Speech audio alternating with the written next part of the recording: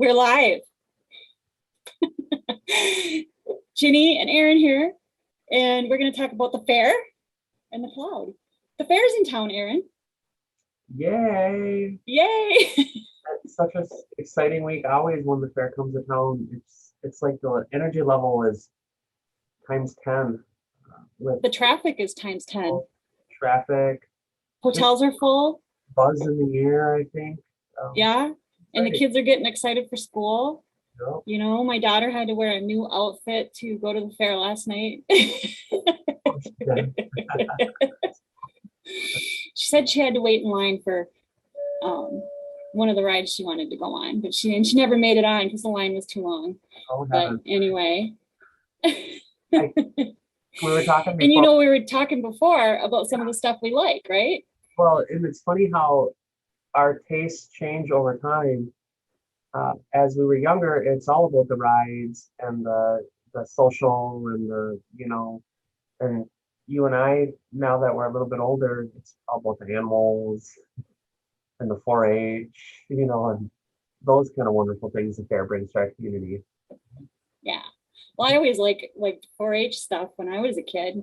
You know, you make these projects, and if you won a ribbon, you got paid, which is super cool. So you got rewarded for your work.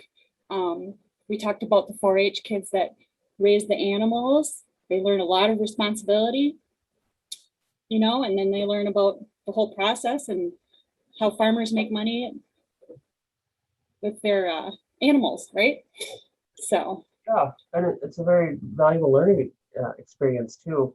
I don't know how many other opportunities some of our young people or even older people nowadays have the ability to go someplace and view all different types of rabbits and chickens and cows and ducks and I mean, you name it, they've got lots to do there. So it's a cool experience overall.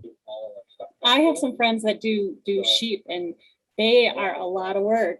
The cows are a lot of work. One of my best friends, her sons all raise cows. So, and guess what? Those kids have really awesome work ethic. The life lesson learned is extremely valuable to teach a young person how to care for an animal and to raise it and then to see it all the way through, and then maybe make some money off of it too to help absolutely college or scholarship or things like that. Yeah, it's a huge valuable life experience. So as much as we hate the fair, it's a very cool week for us here in town. And those of you who are viewing online, please know DS Tech is located right next to the fair. We are. Come see us. I can look out my window and watch people ride the carousel. Right? We're right next door. And right next door is where we store all of our massive data, computers, and all that stuff for our customers that have their stuff in the cloud. Mm-hmm. And that's really what we want to talk about, right? So we're going to talk about what does the cloud do for your business and what kinds of things you should ask your service provider about. So in my little list here, I have for file sharing. Super easy, right? That's probably the biggest one. Yep. Yeah. I mean, we share files back and forth in Teams, and we share files on our cloud, that we can just go to, and we can access it from any device that we have that has been set up with compliance for our security and all that kind of stuff. Do you remember, Ginny, back in the day, I would work on a spreadsheet, and then I would email it to you, and you would work on the spreadsheet, but I couldn't look at it anymore because you were working on it, and then you email it back to me, so then I could work on it, and then we would have, version 2.2 or whatever it may be, and we always had to kind of keep track of who was doing what. So cloud file sharing eliminates all of that. We can actually work on it at the same time. Real time. Because when I'm working on a spreadsheet with somebody, I can actually see, which cell they're in. It has their little initials. Mine say GK next to that cell. You know that I'm editing that cell. So, I mean, we can work on it together, which is really cool too. I'll give you just a real world example that happened yesterday. Yeah. I had to, I'm working closely with one of the clients, and I had to detail an email. And it was, a nice, longer, wordy, detailed email. But I wanted to have somebody else read it before I sent it, just to make sure I had my information correct. And all I did was I opened up our shared file space, copied my words into it, and saved it. And then within 2, 3 minutes, I Yeah. got feedback I needed, and that Yeah. was it. And it's done. So it Yep. saves you time. Mhm. Saves you a And ton of time. I was able to watch in real time the staff member I shared it with go in and kind of review and edit it really in front of me. So it was really kind of neat. That is cool. I've done that before too on documents.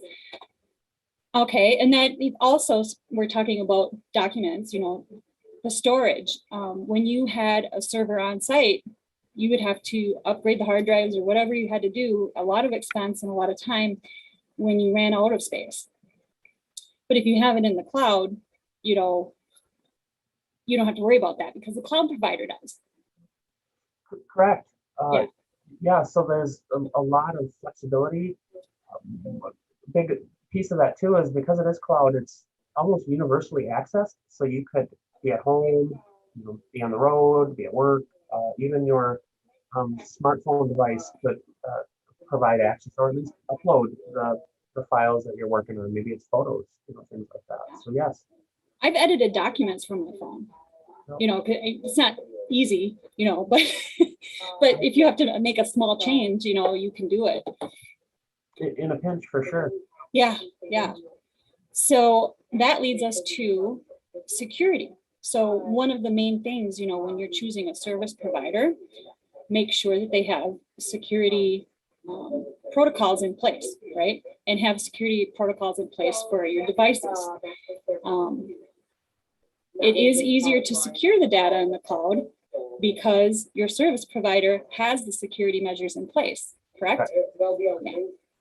Correct. I would go so far as take that a step further. In with access to any kind of cloud-based resource, I would highly recommend two-factor authentication or multi-factor authentication. Yeah, So we just talked about that this morning.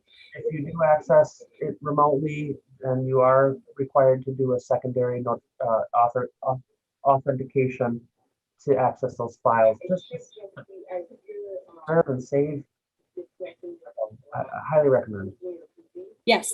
Well, and some of our customers, they have to have two-factor in place for compliance, So,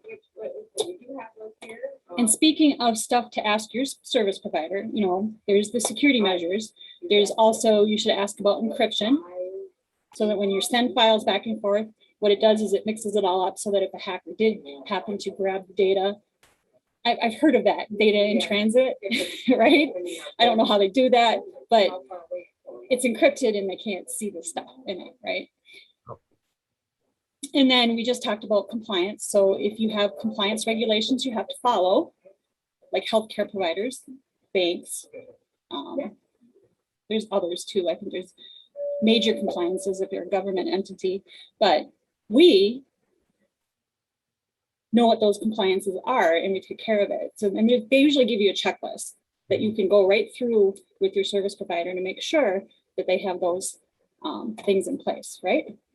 Yeah, good point, Jenny. We do see very consistent and actually an increase in this requirements for compliance, these audits that come through. We've seen it for a number of years within the financial field. We see it in the municipal government field, and now we're starting to see it in other fields as well. I think part of what may be happening is the cybersecurity world is finally catching up to the cyber criminals, and the regulators or the agencies that are designed to prevent or protect businesses and individuals are starting to realize that and put these measures in place to better fortify and strengthen the protection of our information and our valuable, you know, files and such. So I think, you know, if we see the trend continue, we'll see the future is going to have a lot more compliance, auditing, things like that for sure. Awesome. Unfortunately. Yeah. I mean, no, awesome that we can protect our data, not awesome that but all that bad stuff happens. That's not what I was saying awesome for. I'm saying awesome, Aaron. All right. I think that's a wrap for today. Big question, Jen. Are you going to the fair? Are you going to the fair? I'll be there tonight and tomorrow night, volunteering, volunteering my time in the grandstand. And if if I feel like it, I may stop Friday or Saturday just to walk through and enjoy and see the animals, of course. Yeah, yeah. I was talking about going to watch one of my daughter's friends compete in the horse things. There's such a large variety of stuff. Oh, there is. There's a lot of stuff to do over there. There really is. And my daughter went last night, so I'll have to ask her when she's competing. So, all right. Awesome, Jen. Thank you, Aaron. You too. Thanks, Jen. Have a great day.